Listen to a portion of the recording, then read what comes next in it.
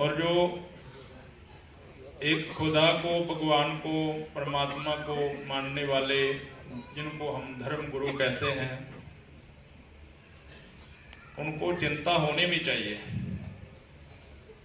क्योंकि जो राजनीतिक लोग हैं उनको इंसानियत की चिंता नहीं होती।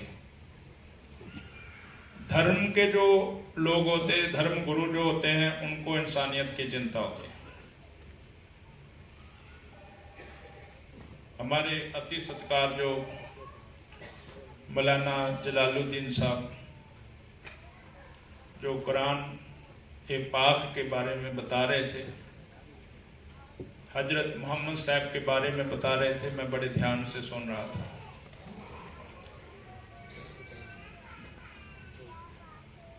मैंने पढ़ा हजरत मोहम्मद साहब बड़े परोपकारी थे। उन जमाने में, उन समय में इंसान को पैसे वाले लोग खरीद लेते थे और काम करवाते थे, उनको गुलाम कहते थे। हजरत मोहम्मद साहब अपनी जेब से पैसे देकर उन गुलामों को खरीद लेते थे और बाद में उनको आज़ाद कर देते थे। इंसानियत के ऊपर ये बहुत बड़ा उपकार था जो हमारे बुजुर्ग बता रहे थे कुरान शरीफ के बारे में। तो गुरु ग्रंथ साहब में भी ऐसा ही लिखा है, गुरु नानक जी के भी ऐसे विचार हैं। 99% मिलते हैं। वो बोल रहे थे किसी को मारने का किसी को अधिकार नहीं है। अगर किसी को कोई मारता है तो वो पूरी इंसानियत को मार रहा है। आपने सुना है। औरतों की इज्जत करते थे हजरत मोहम्मद साहब। और अल्लाह खुदा एक है, सबको पैदा करने वाला वो एक है, और इंसान को इंसान के साथ अच्छा सलूक करना ये उपदेश देते थे। सबका भला करना वो चाहते थे। और गुरु नानक की वाणी में भी कुछ ऐसा ही लिखा है। अवल अल्लाह नूर पाया कुदरत के सब बंदे, एक नूर ते सब जग उपजिया कौन भले को मंदे। खुदा के एक नूर से सब संसार पैदा हुआ है, सब जगत बना है, और सब इंसान एक पिता एक इसके हम बारिक, हम एक ही पिता की संतान हैं। हम में कोई बड़ा कोई छोटा नहीं है। उम्र के हिसाब में हो सकता है और दूसरा फर्क नहीं रखा।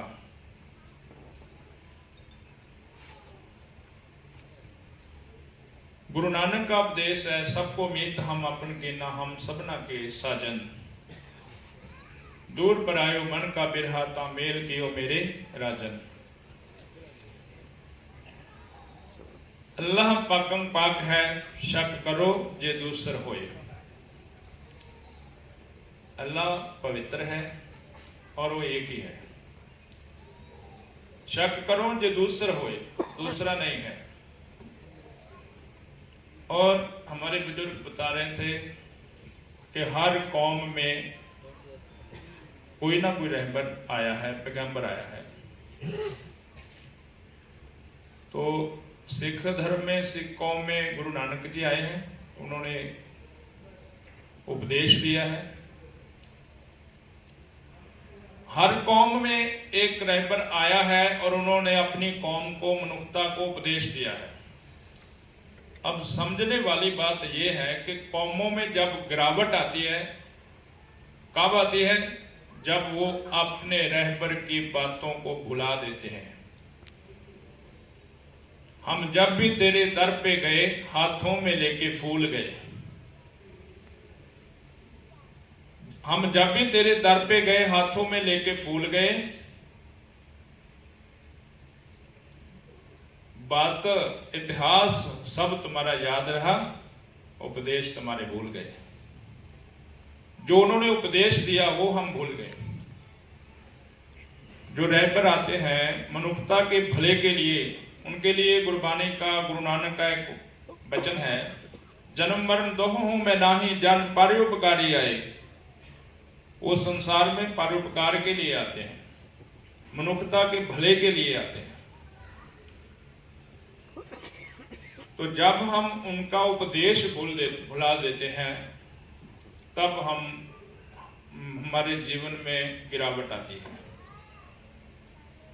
सिख गुरु नानक की शिक्षा को भुला दे तो सिख के जीवन में गिरावट है। अगर गुरु नानक की शिक्षा को वो याद रखे तो उसका जीवन ऊंचा है।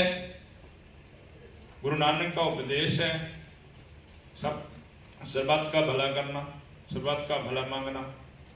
हजरत मोहम्मद साहब भी यही कहते हैं, सबका भला मांगना, किसी से बैर नहीं रखना, किसी से दुश्मनी नहीं रखनी। और जब इस्लाम में हजरत मोहम्मद साहब और कुरान शरीफ को पढ़ने वाला हर इंसान वो उस उपदेश को अपने ध्यान में, अपने हृदय में रखेगा तो उस कौम में कभी गिरावट नहीं आ सकती। उस कौम में कभी कोई समस्या नहीं आ सकती, क्योंकि उसको अपने पैगंबरों का जो पैगाम उन्होंने दिया है वो याद है। तो जब वो संसार में विचरेंगे तो किसी के साथ ईर्ष्या नहीं करेंगे, किसी को नीच नहीं कहेंगे, किसी को बुरा नहीं, किसी को माड़ा नहीं कहेंगे। तो इंसान से इंसानियत से पेश आएंगे तो उनका जीवन ऊंचा है। उनको सब कहेंगे कि ये वाकई ही अपने पैगंबर के कहने पर, उनके पाए पूर्णों पर चल रहा है। जो लोग धर्म के नाम पर जुल्म करते हैं, चाहे वो इस्लाम के लोग, चाहे सिख धर्म के, चाहे हिंदू धर्म के, किसी भी धर्म को वो नाम लेते हैं, तो समझो उन्होंने अपने धर्म की शिक्षा जो है, अपने धर्म का जो उपदेश है, उन्होंने ग्रहण नहीं किया, उनको ज्ञान नहीं है। गीता पढ़ने वाला गीता का ज्ञान नहीं है, तभी वो लोगों के साथ ईर्ष्या करता है, विवाद करता है। कुरान पढ़ने वाला लोगों के साथ नफरत करता है तो उसने कुरान को पढ़ा नहीं है। गुरु ग्रंथ साहिब की बाणी पढ़ने वाला सबसे प्यार नहीं करता तो उसने गुरु ग्रंथ साहिब की बाणी को पढ़ा है लेकिन समझा नहीं है। कुरान शरीफ को पढ़ा होगा, समझा नहीं होगा। सत्कार जो बुजुर्ग बता रहे थे ना कि ये दुनिया एक खुदा के हुक्म से बनी है और ये दुनिया में सदा किसी ने नहीं रहना।